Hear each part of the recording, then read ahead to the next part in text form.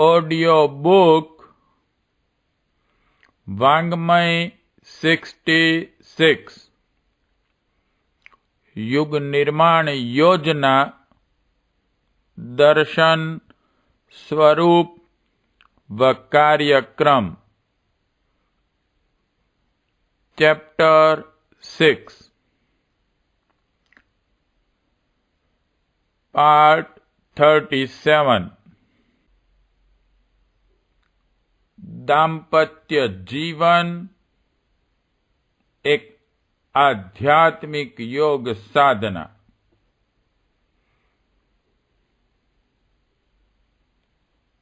दो भिन्न स्थानों, भिन्न परिवारों, भिन्न वातावरणों में पैदा हुए और पले नर नारी भिन्न प्रकृति और भिन्न आकृति के होते हुए भी समग्र एकता के सूत्र में बंधकर विवाह का प्रयोजन पूरा करते हैं। विवाह का वास्तविक उद्देश्य है दो आत्माओं की पृथकता समाप्त करके एक दूसरे के लिए समर्पण। इस समन्वय और समर्पण से एक ऐसी सम्मिलित सत्ता का विकास होता है जो पृथकत्व के बाह्य लक्षण बनाए रहते हुए भी आंतरिक एकता के रूप में परिणित हो सके।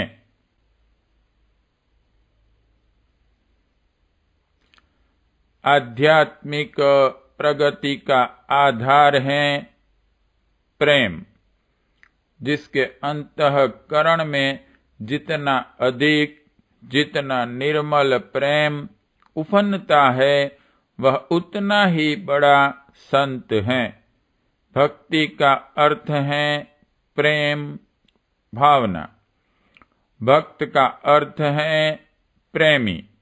भगवान से प्रेम करने की साधना हमारे जीवन को प्रेम भावना से ओतप्रोत करने के लिए है। प्रेम को परमेश्वर कहा जाता है।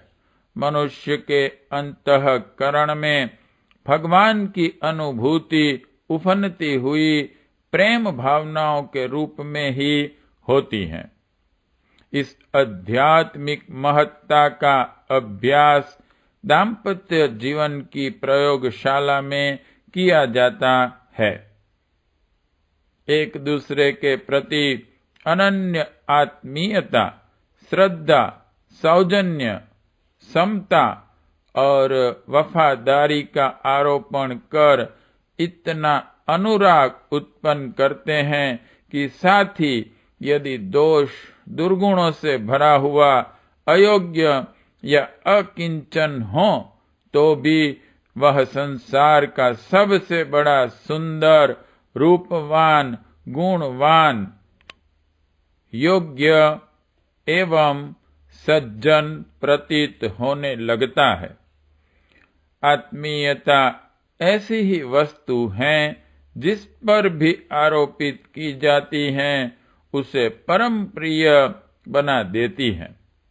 पति पत्नी में भी मनुष्योचित दुर्बलताएं एवं त्रुटियां रहती हैं, पर यदि विवाह के उद्देश्य को समझकर परस्पर आत्मीयता, समर्पण, एकता और ममता का आरोपण कर लिया गया है तो उन त्रुटियों के रहते हुए भी, न सुधरते हुए भी गृहस्थ जीवन की नाव आनंद पूर्वक आगे बढ़ चलती है। वैसे होता यह है कि अपने लिए कुछ नहीं, साथी के लिए सब कुछ की बात सोचने वाला पक्ष अपनी त्रुटियों को सहज ही सुधार लेता है ताकि उसके कारण साथी को किसी प्रकार की असुविधा आदि का सामना करना न पड़े। योग का अर्थ है जोड़। दो आत्माओं को जोड़ देना भी एक योग साधना है। राजयोग, हठ योग, जप योग, प्राण योग आदि की तरह गृहस्थ योग भी एक उच्च कोटि की साधना है, जिसका प्रतिफल पहले ही दिन से मिलना आरंभ हो जाता है। अन्य साधनाएं कालांतर में फल देती हैं, पर इस गृहस्थ योग की साधना से आरंभ के दिनों से ही प्रतिफल मिलना आरंभ हो जाता है।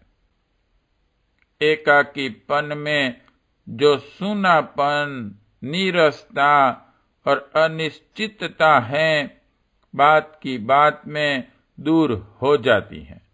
मिला तो एक ही साथी है, पर लगता है कि उन साथी के गुण, कर्म और परिजन सभी अपनी सहायता करने वाली सेना के रूप में अपने साथी बन चले। इस अनुभूति में दाम्पत्य जीवन के दोनों पक्ष अपने को बहुत समर्थ मानते हैं और साथी के स्नेह, सौजन्य की अमृतमयी अनुभूति से हर घड़ी सरसता अनुभव करते रहते हैं। गंगा और यमुना के मिलने का संगम तीर्थराज बन जाता है। दो आत्माओं का आंतरिक मिलन, विवाह, एक वैयक्तिक तीर्थराज है, जिसमें स्नान करते हुए पुण्य प्रक्रिया का अनुभव पति पत्नी को ही निरंतर होता रहता है। विवाह के उपयुक्त परम प्रयोजन को समझने और चरितार्थ करने वाले जोड़े अपने छोटे छोटे घरौंदों में गरीबी का जीवन जीते हुए स्वर्ग जैसी शांति, प्रसन्नता, प्रफुल्लता, संतुष्टि, सरसता और सुविधा का आनंद लेते हैं।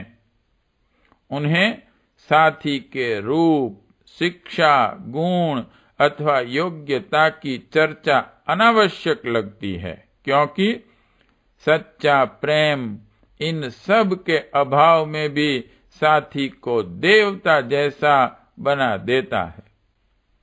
प्रेम भरे अनुरोध से वह या तो सहचर की त्रुटियों को सुधार लेता है अथवा अपनी सहिष्णुता से उन्हें दरगुजर करके भी काम चला लेता है। जहाँ स्नेह और सद्भावना की समुचित मात्रा विद्यमान हो, वहाँ क्लेश, कलह का कोई कारण शेष नहीं रह जाता है। मिलन का प्रतिफल आनंद ही होना चाहिए। गृहस्थ योग की साधना से जो अनेक रिद्धि सिद्धि मिलती हैं, उनमें से सतगुणी सुयोग्य संतान और सुव्यवस्थित परिवार के प्रतिफल भी हैं। जिन पति पत्नी में हार्दिक प्रेम और अटूट विश्वास होगा, उनकी संतानें कभी कुपात्र नहीं निकलेंगी। प्रेम का पोषण जिन्होंने अपनी माता की प्रगाढ़ आत्मीयता में से किया है, उन बालकों में अनायास ही असंख्य सद्गुण विकसित रहते हैं। ऐसे व्यक्ति अपने छोटे या बड़े परिवार की स्नेह सौजन्य की श्रृंखला में बंधे रहकर कुटुंब के हर सदस्य को सुखी एवं विकासोन्मुख होने का अवसर देते हैं। आज लोगों ने विवाह के उच्च उद्देश्य एवं आदर्श को ही भुला दिया। अब काम क्रीड़ा की पशुता का एक उद्घोषित प्रमाण पत्र विवाह रह गया है। वासना और विलासिता की दृष्टि से जोड़े मिलाए जाते हैं। लड़के रूपवती और उत्तेजित लड़कियां ढूंढते हैं ताकि वासना का अधिक आकर्षण एवं उपयोग प्राप्त हो सके। लड़कियां उपर्युक्त तथ्य के अतिरिक्त अर्थ उपार्जन के अधिक चौड़े स्रोत भी ढूंढती हैं ताकि उन्हें विलासिता और आराम तलबी की अधिक सुविधा मिल सके। लड़के और लड़की का रूप लावण्य आज प्रधानता पूर्वक देखे जाते हैं। सोचा जाता है कि यह उपलब्धियां मिल जाएं तो विवाह सार्थक माना जाएगा, पर यह भुला दिया जाता है कि विवाह की सफलता का आधार साथी की मनोभूमि, संस्कृति एवं आदर्शवादिता ही है। काम कौतुक के लिए, उपभोग के लिए विवाह नहीं किए जाते। उनका प्रयोजन आध्यात्मिक है। जहां इस दृष्टिकोण से विवाह संपन्न होगा वहां गृहस्थ जीवन का आनंद मिलेगा। अन्यथा काम कौतुक के क्षणों को छोड़कर शेष समय उनमें अविश्वास और असंतोष ही बना रहेगा। सच्ची सहानुभूति, ममता और एकता के बिना पास रहते हुए भी दूरवर्ती अपरिचितों की तरह वे गृहस्थ की लाश ढो रहे होंगे। आवश्यकता इस बात की है कि जो विवाह कर चुके हैं या जिन्हें विवाह करना है वे उसके उद्देश्य और आदर्श को भी समझें। अपनी मनोभूमि में उतनी कोमलता एवं उदारता हो कि साथी को स्नेह सिक्त करके उसके वीरानेपन को अपनेपन में बदल सकें, तो ही विवाह करना चाहिए। अन्यथा काम कौतुक के लिए विवाह करना बहुत महंगा और झंझट भरा सौदा है। उसमें दोनों पक्षों के हाथ केवल बर्बादी ही लगती हैं। पुरुष कोल्हू के बैल की तरह पीसता और स्त्री प्रजनन के कुचक्र में अपनी तंदुरुस्ती, मनस्विता, प्रतिभा ही नहीं, कई बार तो जिंदगी ही असमय में खो बैठती हैं। बालकों का लालन पालन और उनके दोष दुर्गुणों से उत्पन्न परिणाम इतना कठिन पड़ता है कि विवाह के असली उद्देश्य से अपरिचित लोगों को इस मार्ग में केवल शोक संताप ही हाथ लगता है।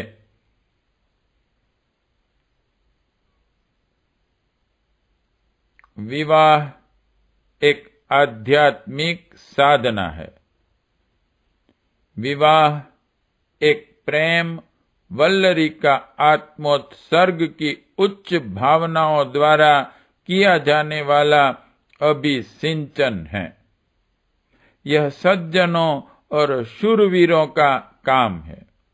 कामी, दुष्ट, छली और विश्वासघाती लोग विवाह की पवित्र संस्था को बदनाम करने से दूर रहें और एकाकी जीवन जिएं, यही अच्छा है। जिनका विवाह हो चुका है या जिन्हें करना है उन्हें 1000 बार सोच लेना चाहिए कि साथी के ऊपर समता, सद्भावना एवं आत्मीयता हमें उड़ेलनी है। उसकी प्रवृत्ति मित्रता को निभाना है। अभिष्ट अनुकूलता उत्पन्न न भी हो तो सहिष्णुता अपनाकर दरगुजर करनी है।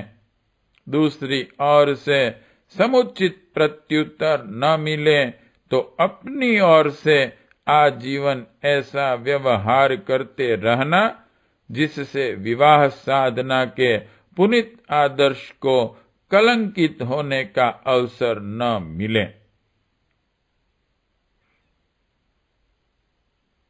इस दिशा में पति का कर्तव्य 100 गुना 100 गुना है, क्योंकि परिस्थितियों ने आज उसे अधिक सार्थकता एवं सुविधा प्रदान की है। रंग रूप की बात मस्तिष्क से निकाल देना चाहिए। चमड़ी का आकर्षण, खिंचाव विशुद्ध रूप से व्यभिचार हैं। इन्हें भले ही वह अविवाहित हो या विवाहित जीवन में कभी न अपनाया जाए। गुणों के आकर्षण पर रीझना चाहिए। विवाह करने से पूर्व साथी के बारे में 1000 बार विचार करें, पर यदि उसे अपना लिया तो 1000 दोष दुर्गुण रहते हुए भी उसे छाती से बांधकर रखना चाहिए और अपनी ओर से कर्तव्य पालन के अंतिम छोर तक जाना चाहिए। भारतीय धर्म में देव साक्षी देकर दूसरे का हाथ इस शर्त पर पकड़ा जाता है कि वह अयोग्य, असमर्थ, रुग्ण अथवा दुर्गुणी हो तो भी उसे परिपूर्ण निष्ठा के साथ निभाया जाएगा। विवाह पूर्व के चारित्रिक दोषों के बारे में सोच विचार करना निरर्थक है। जिस दिन से अपना विवाह हुआ उसी दिन से पति व्रत और पत्नी व्रत आरंभ हो जाता है। उदारता और क्षमा का जितना अधिक प्रयोग परस्पर किया जा सके उतनी ही गृहस्थ जीवन की सफलता संभव हो सकेगी।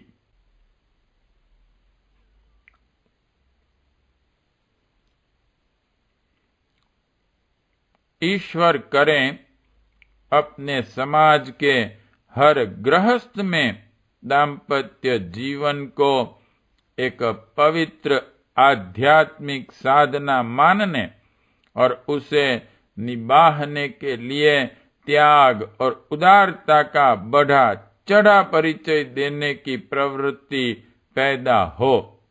तभी हमारे पारिवारिक तथा सामाजिक जीवन में स्वर्गीय परिस्थितियों का अवतरण होगा। प्रश्न 1.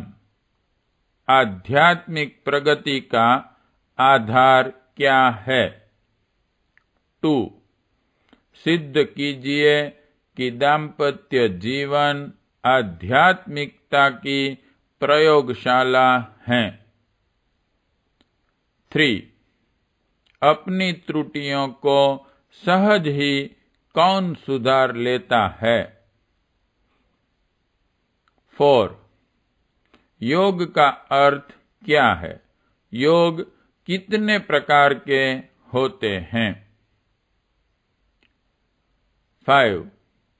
क्लेश एवं कलह मिटाने का क्या उपाय हैं? 6. संतानें किन लोगों की कुपात्र नहीं होती? 7.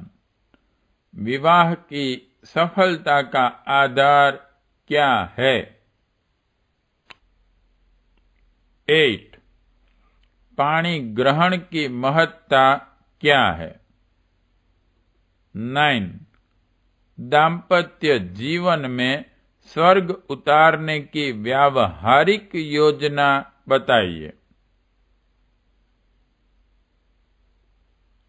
पार्ट 37 समाप्त।